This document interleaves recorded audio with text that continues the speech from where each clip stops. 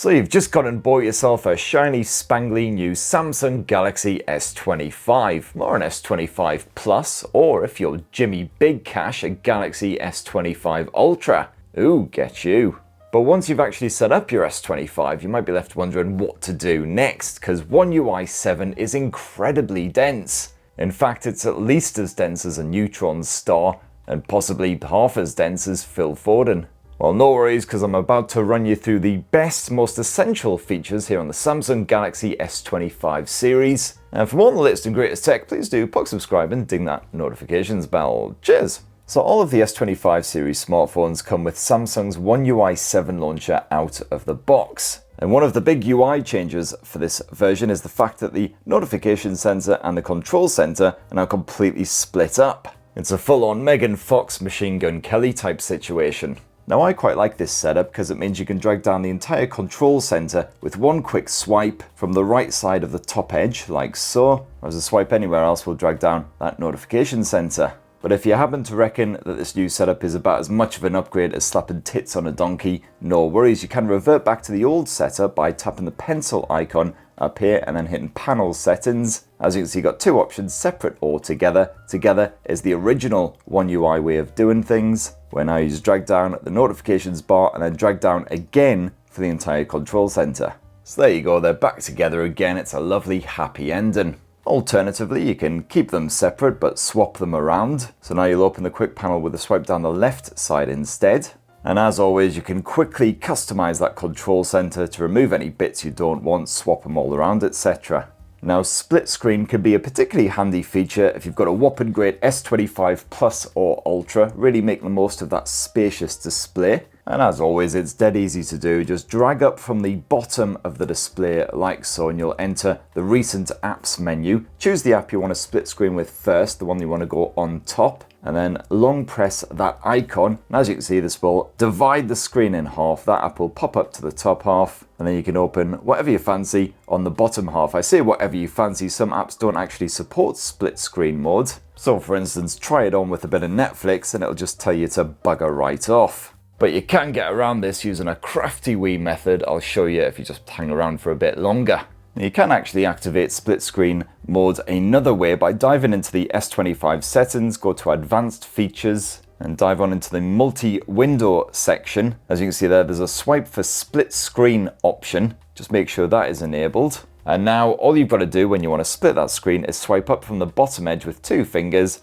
boom, straight in there. And as always, you can drag that divide to resize the apps. Quite handy if you want to get a video playing up in the top section there and then leave lots of the screen free for other stuff. You could also tap that divide to quickly and easily swap the apps around. And if you tap the wee bar at the top of one of the apps, you can change it out for a different app. And hey, that sneaky tip for opening any app you want in split screen mode, nice and easy. Just again, go into the settings and advanced features and then hit labs. And in here, you'll see multi-window for all apps. Just make sure that is toggled on. And now when we're in the likes of Netflix, we will actually be able to split screen with it. Huzzah! Of course, don't be surprised to see some balky behavior from the likes of Netflix and other apps that aren't designed to be used in split screen mode when you do this.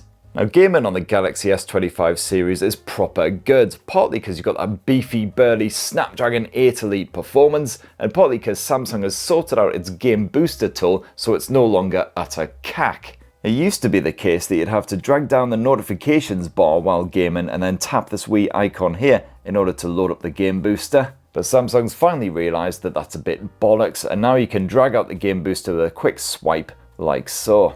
And Game Booster itself is much better now. So you've got all the old options like the ability to take a quick screenshot, record the action, yada yada yada. But now you've also got the ability to customize the setup on a game-by-game basis. So for instance, with Wuthering Waves, you can choose which game optimization mode to use. I've got it stuck in performance because it is quite a demanding title, but if you just played a bit of Wordle or something, then battery saver mode will do the job. You can also scale down or scale up the screen resolution. And there is a frame booster tool there, which I've tried with Wuthering Waves, doesn't seem to actually do anything, even when I stick it on 120Hz mode. And perhaps that only works for less demanding titles.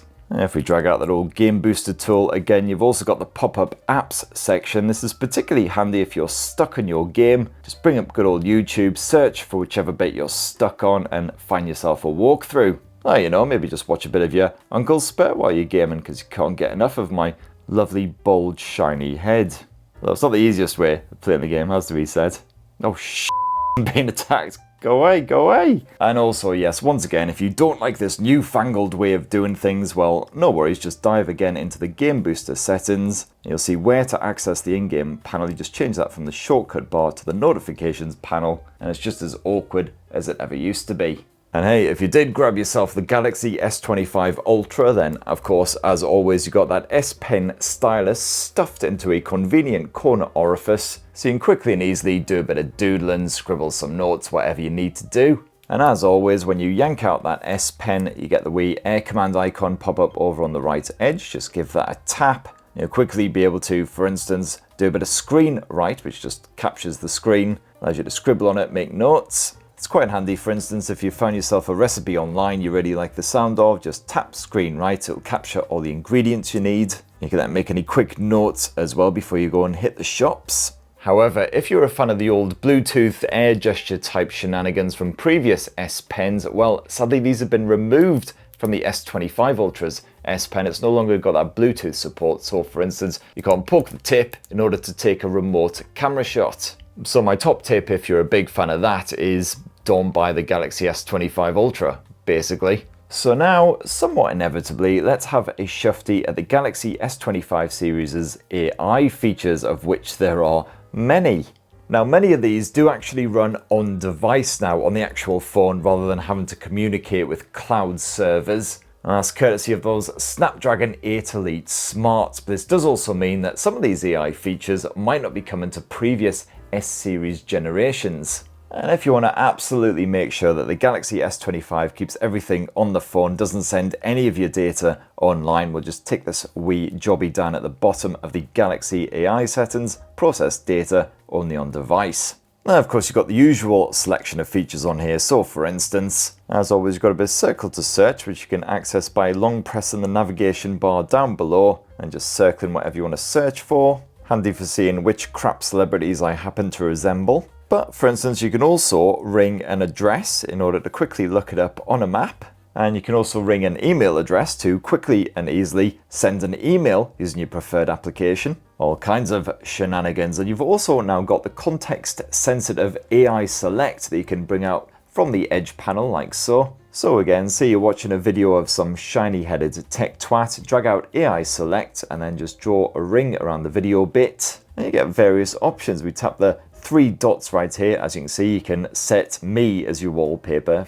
Knows why you'd want to do that. Otherwise, you can create a GIF. Just hit record when you're ready to go and then stop when you're done. And then there's your GIF, whatever, ready to edit and share with the world. And then there's some of those tasty new Galaxy S25 OneUI 7 bits like the Now Brief. Again, you can drag this out from that edge bar. Now Brief is right there. Otherwise, you can slap a widget on your desktop. And when you wake up, this will of course be your morning briefs. This will tell you about any dodgy weather to expect. Quite a bit of that here in Blighty at the moment. Any events you've got coming up, etc, etc. And there's changes to your midday brief for the afternoon, and then your evening brief at night time. Gives you a little recap of your day, including any photos that you've literally just taken. Be a pretty handy feature if you're Guy Pearce in Memento. And your briefings will also serve you up a recommended playlist courtesy of Spotify. Although this doesn't actually seem to understand my listening habits or take my musical tastes into account at all. Hopefully, the more time I spend with my S25 Ultra, the more it'll get to know me and the more tailored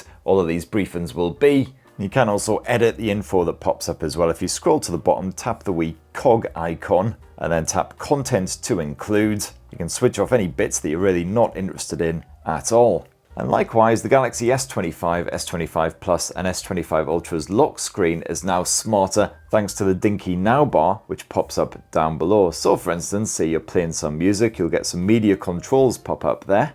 And again, if you dive into the S25 settings, go to lock screen and always on display, you'll see a Now bar section in there. This is where you can customize exactly what pops up on that Now bar. For now, there's not a huge amount of stuff. You can have turn-by-turn directions flashing up there on the now bar if you're doing a bit of navigating in Google Maps. And you should be able to get sports updates from your favourite team as well. Unfortunately, I've got my team set up in a bit of SAFC, and when they were playing over the weekend, I didn't get any score updates at all flashing up on the now bar, which as it turned out was a blessing in disguise, because if I had been receiving the score updates, I might have deliberately swerved my car into the nearest concrete bollard. But if this wasn't just a case of the S25 Ultra being merciful, then hopefully it's just a temporary glitch that's going to be sorted real soon. And also, if you don't mind using Samsung's own web browser, and you're not really a fan of, all that reading bollocks, well, no worries at all. Just tap the star icon down here at the bottom of any article and you can summarize it.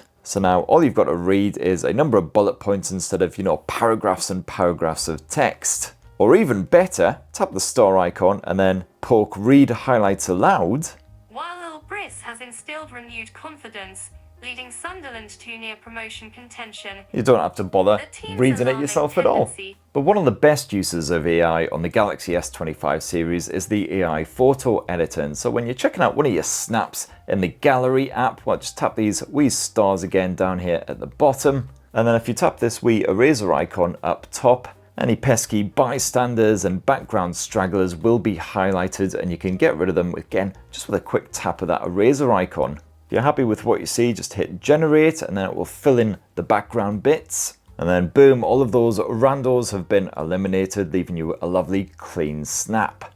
Undeniably less useful, but still fun to bugger about with, is the sketch to image tool. This just allows you to add random stuff to your photo simply by drawing it on there. And yet, when it comes to the camera hardware here on the Galaxy S25 series, Samsung may not have made many changes, but the actual software side of things, there have been a few little tweaks and improvements and some new features chucked in there. So let's have a gander. So for instance, Samsung has tweaked the main camera UI, so you can now tap these wee 4 dots down here in order to open up all of your various toggles right there at the bottom, making it quite one-handed friendly. So you can quickly and easily toggle the high resolution modes, for instance, get a bit of motion photo on the go, tweak the brightness levels, etc. And if we jump on into the filters menu, you'll see that there's actually the option of adding your own filter now in the S25 series. So for instance, say you spy a color out in the real world that you really, really like, such as the lovely light blue of this building right here. You can then change the reference zone so it's just over that particular color and hit done. You can then change up the strength of the filter, the color temperature, contrast levels, saturation, and also add in a bit of film grain if you want to, although frankly the S25 photos can be quite grainy at times anyway. And then there's our new filter. Of course, this does work best with stronger colors. So for instance, here's one I made earlier. A proper Blue Peter special using the gorgeous crimson color on a beer can I spotted. You'll also spy there's been a couple of changes in the Pro camera mode as well. So for instance, scroll to the very end, get the exposure monitor up, and you've now got a bit of false color action.